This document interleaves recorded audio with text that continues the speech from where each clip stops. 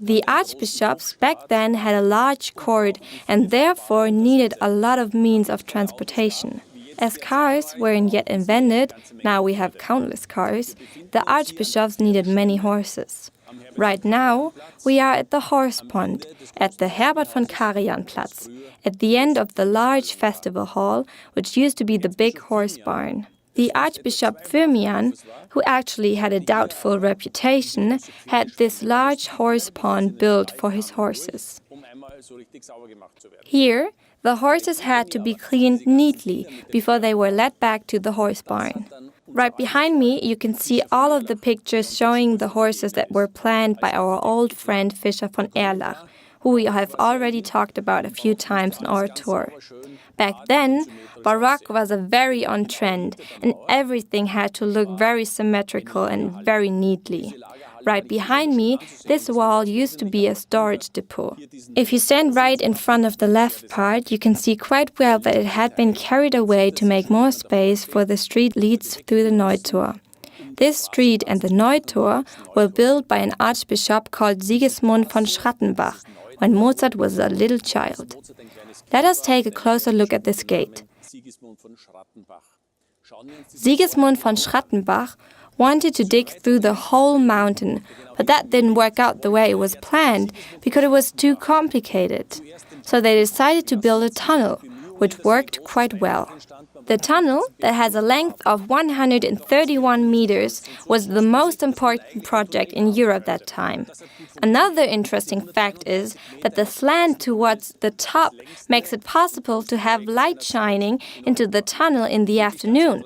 So despite the fact that street lightnings weren't invented yet, you could still see something.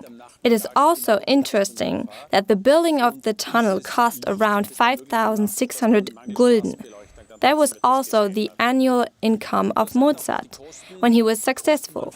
People always assume that Mozart didn't earn a lot of money. So either Mozart whined on a high level, or Sigismund von Schrattenbach indeed didn't spend much money on the building of this tunnel. Sins in the constructions have always been existing. But the sins in constructions that were especially bad were punished immediately. The purpose of this big wall with the painted horse was that it covered up the big storage depot. When the storage depot was reformed into a big bakery, somebody had the glorious idea to build windows into the wall. That means that the wall was replaced with big windows.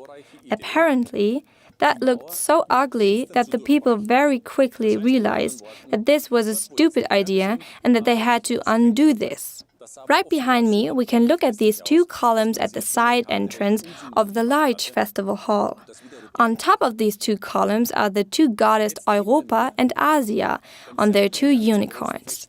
The interesting thing is that those statues were financed from war loot.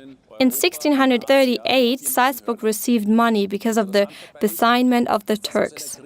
Salzburg sent out 800 people to Vienna for support.